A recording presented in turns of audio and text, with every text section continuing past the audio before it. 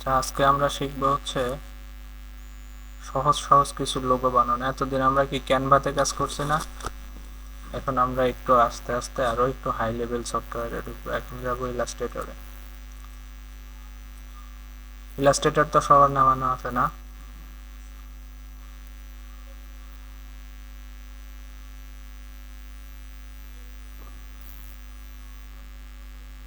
এখান থেকে যে ক্রিয়েট নিউ নিউ ক্লিক করার পরে যে কোনো একখান থেকে আমরা কাজ শুরু করব। প্রিন্টের এখানে গিয়ে লিটার বা A4 যে কোনো একটা নিলাম, আমি A4 নিলাম। নিয়ে A4 সাইজ আমরা যে প্রিন্ট আউট করি না সাধারণ কম্পিউটারে কাগজে, এটার নাম হচ্ছে A4। ঠিক আছে, এটা হচ্ছে কালার মোড। কালার মোড সিমাইক মানে কি, এটা যদি কোনো প্রিন্ট বা প্রেসে আমাদের প্রিন্ট করে না কাগজগুলা, এই যে বই বড় বড় বই ছাপায় কোন জায়গা, এটা তো মানে সাধারণ প্রিন্টার দিয়ে করে না, একটু দামি বড় মেশিন, তাই না? ওই মেশিনে যে কালার মোডটা সাপোর্ট করে সেই কালারের নাম হচ্ছে সিমাইক, CMYK। এখানে দুইটা কালার মোড আছে, একটা হচ্ছে RGB আর একটা সিমাইক। এখন আমরা যদি কোনো অফিসে যাই, কাজে বসি, ওরা যদি বলে যে আমি এই ডিজাইনটা বড় মেশিন দিয়ে প্রিন্ট করাবো, প্রিন্ট মেশিন দিয়ে মানে ওই যে প্রিন্ট অ্যান্ড প্রেসের মেশিন দিয়ে, তাহলে আমরা ডিজাইন করব সিমাইক মোডে। আর যদি আমরা দেখি না এই ডিজাইনটা আমরা শুধুমাত্র ওয়েবসাইটে দেখাবো, ওয়েবসাইটে যদি দেখাই তাহলে RGB। ওয়েবসাইট, টিভি, মোবাইল যে কোনো কিছুতে দেখাইলে সেটা কি RGB মোড, আর প্রিন্ট অ্যান্ড প্রেসের জন্য সিমাইক মোড। তা আমি RGB মোডে রাখলাম। তারপরে এখানে হচ্ছে রেজুলেশন, এই যে হাই 300, এইটাই হচ্ছে হাই, এইটাই দিয়ে রাখবো। তারপরে হচ্ছে ক্রিয়েট। তাহলে আমার একটা এই যে সাদা পেজ ক্রিয়েট হয়ে গেল। তাহলে কিন্তু বিষয় কিন্তু সিম্পল, আমি এখানে অনেকগুলো কথা বললেও 2 ক্লিকেই কাজ করা যায়। তাহলে আমরা এই লোগোগুলো বানানো শিখব। এখান থেকে আমি কপি ইমেজ, তারপরে এখানে গিয়ে Ctrl+V,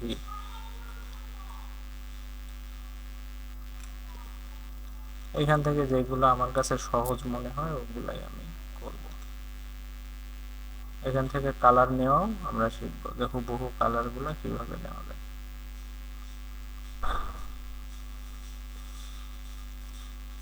তো এই লোগোটা বানাই আমরা ফার্স্টে। হ্যাঁ,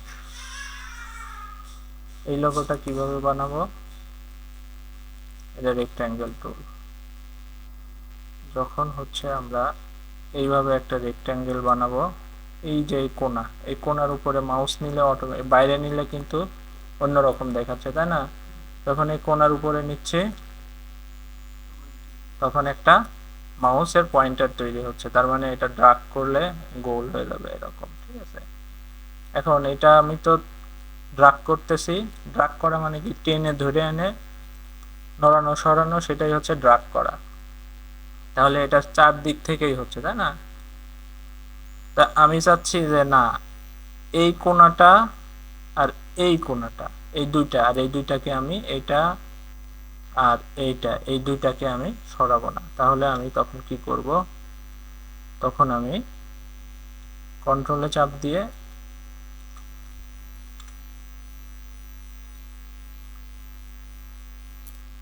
আচ্ছা,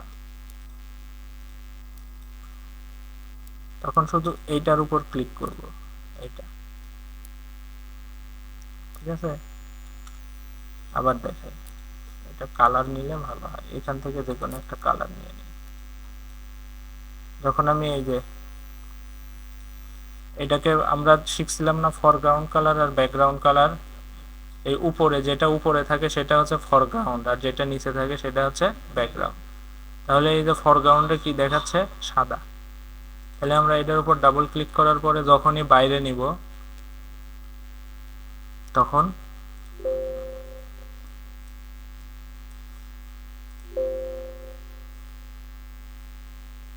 আচ্ছা, এটা ফটোশপের মতো কাজ করতেছে না। আমরা এইখান থেকে এই কালারটাকে কপি করব, তাই না?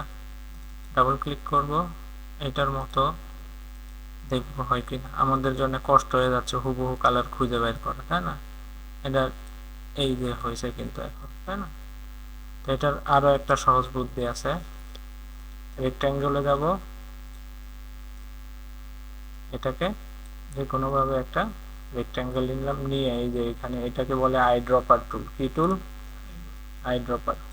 এটা নিয়ে যেটার উপর ক্লিক করব এটার মতোই কালার হয়ে যাবে। হ্যাঁ, ঠিক আছে। তাহলে সবচাইতে কালার কপি করার সহজ বুদ্ধি হচ্ছে আই ড্রপার টুল। ঠিক আছে, আমি এই কালারটা নেব। তাহলে আমরা এখানে দুইটা জিনিস শিখলাম। একটা হচ্ছে কি I dropper tool, foreground colour R background colour. এইখান থেকে রেক্ট্যাঙ্গেল চাপ দিয়ে যখন ধরে রাখবো বা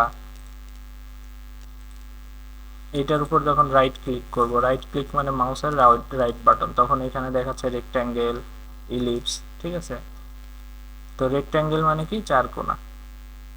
আমি এটা এত বড় করতে পারি, এমনি করতে পারি, যেভাবে ইচ্ছা আমি এভাবে রাখলাম। রাখার পরে যখন এখানে আমি ড্রাগ করতেছি চারদিক থেকে গোল হয়ে যাচ্ছে, কিন্তু আমি এভাবে চাচ্ছি না, আমি চাচ্ছি যে একটা।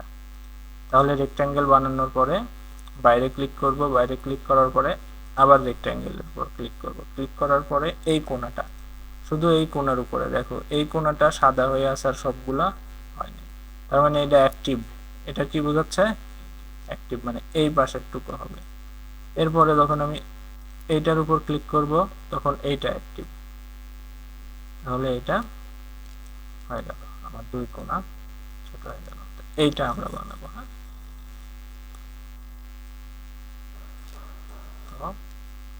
হয়ে গেল। এখন এটা যখন এই কোণার দিকে ধরি বাঁকা চিহ্ন হয়, এটা যখন শিফট ধরবো ও একটা ধাপে ধাপে যাবে। ঠিক আছে, আর যখন শিফট ছেড়ে দিব একবারে সমান তালে বসানো কষ্ট হয়ে যাবে, একটু বাঁকা থাকবে। তখন আমরা শিফটে ধরে নেই, এই যে শিফট ধরে ঘুরাবো। হ্যাঁ, একটা নির্দিষ্ট মাপে ঘুরবে। আর যখন শিফট ছেড়ে দিব এই যে ইচ্ছা মতো ঘুরতেছে। আর শিফট যখন ধরবো ও তখন একটা মাপে চলে আসবে, আঁকা বাঁকা হবে না। ঠিক আছে, তাহলে আমরা শিফট চাপ দিয়ে ধরে রাখবো। গেল। তাহলে এটাকে আমরা শিফট চাপ দিয়ে এভাবে করে নিলাম।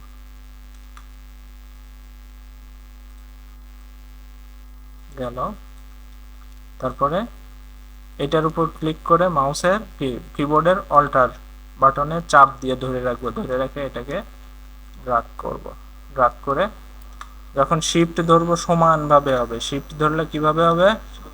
আর শিফট না ধরলে এই যে নিচে চলে আসতে পারে, আর শিফট ধরলে একদম সমান। তাহলে এখানে এই পাশেরটা এই যে এই দিক থেকে বাঁকা, তাই না? আর এই পাশেরটা তাহলে এখন ঘুরাই দিতে হবে। এখন আমরা এইটার উপর ক্লিক করে মাউসের রাইট বাটন যাব, তারপরে হচ্ছে ট্রান্সফর্ম। ট্রান্সফর্ম থেকে কি রিফ্লেক্ট। ঠিক আছে, রিফ্লেক্ট মানে কি পুরোপুরি উল্টা। এই যে এখন উল্টা হয়ে গেছে। এখন কপি করলে ডাবল হবে, কপি করব না, আমরা ওকে করে দিব।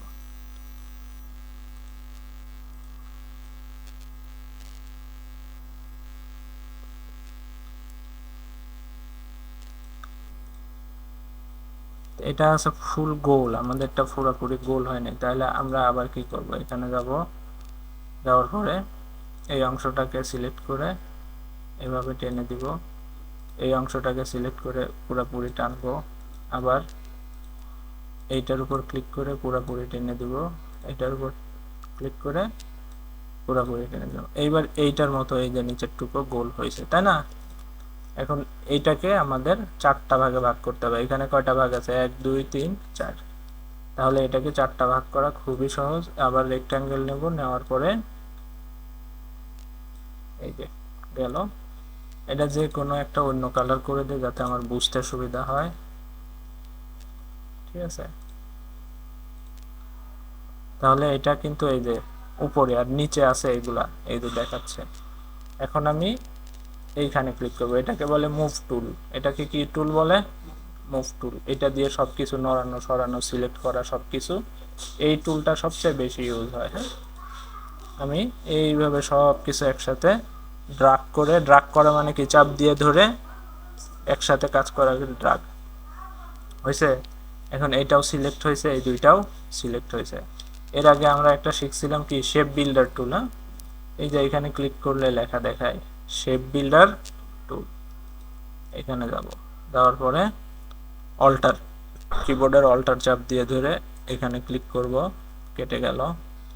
এখন আমরা কাটবো না, আমরা রাখবো। যখন কেটে ফেলবো তখন কি অল্টার, আর রাখার জন্য শিফট, শিফট চাপ দিয়ে এই একটা ক্লিক করব, এই একটা ক্লিক করব। এখন এখানে কয়টা শেপ হয়েছে? চারটা। এখন এই যে চারটা আলাদা আলাদা ভাবে ক্লিক হচ্ছে, ঠিক আছে। এখন এই দুইটা ধরে আস্তে আস্তে আস্তে আস্তে একটু উপরে তুলে দেই।